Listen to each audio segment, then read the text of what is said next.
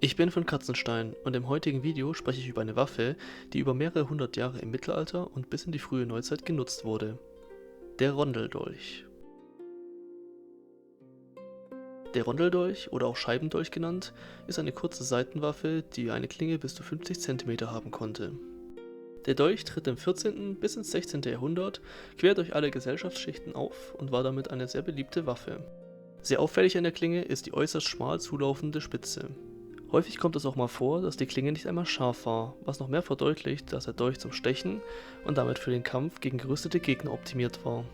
Das heißt jetzt aber nicht, dass man mit dem Dolch Plattenpanzer durchstechen kann. Vielmehr bestand die Strategie daraus, den Gegner im Kampf zu Boden zu bringen und damit den Dolch in die Schwachstellen zu stechen, sprich in den Ringpanzer. Um mit der Spitze des Dolches durch den Ringpanzer zu kommen, gibt es grundsätzlich zwei Möglichkeiten. Als erstes setzt man die Spitze am Ringpanzer an, legt seine Hand hinten auf die Scheibe des Dolches und lehnt sich mit seinem vollständigen Gewicht auf den Gegner. Mit genügend Kraft kann der Dolch mit seiner Form den Ringpanzer sprengen und dann mit der Spitze in den Gegner eindringen. Dort verursacht er natürlich tödliche Verletzungen. Die zweite Option ist ziemlich ähnlich.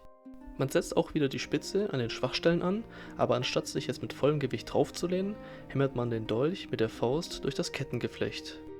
Anhand dieser Techniken kann man jetzt auch verstehen, warum der Scheibendolch so in seiner Form hergestellt wurde. Die Scheiben dienen lediglich dafür, dass möglichst viel Energie auf die Spitze übertragen wird. Die Spitze und auch die Klinge sind so designt, dass sie mit genügend Kraft Ringpanzer durchbrechen und die Person darunter verletzen oder sogar töten können. Aus diesem Grund war der Rondeldolch im Zeitalter der gerüsteten Kämpfe die perfekte Seitenwaffe als letzte Option, wenn es zum Ringen auf dem Boden ging. Aber auch außerhalb der gerüsteten Kämpfe war der Rondeldolch äußerst beliebt.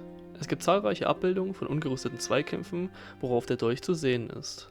Aus diesem Grund kann man davon ausgehen, dass der Dolch zur Selbstverteidigung auch zivil getragen wurde. Der gesellschaftliche Stand bestimmt natürlich auch hier wieder das Design der Waffe. Es gibt Rondeldolche, die sehr einfach und wenig verziert sind. Auf der anderen Seite gibt es auch wieder welche, die reichlich verziert sind und sehr teure Dekorationen besitzen. Was noch sehr interessant an den ganzen Bildquellen ist, dass der Dolch meistens im sogenannten Reverse Grip gehalten wird. Man kann also davon ausgehen, dass er auch genauso benutzt und nicht wie ein normales Messer zum Schneiden geführt wurde. Auch hier sieht man mal wieder, dass er zum Stechen optimiert war. Mal interessant, eine Waffe zu haben, bei der Reverse Grip genutzt wurde.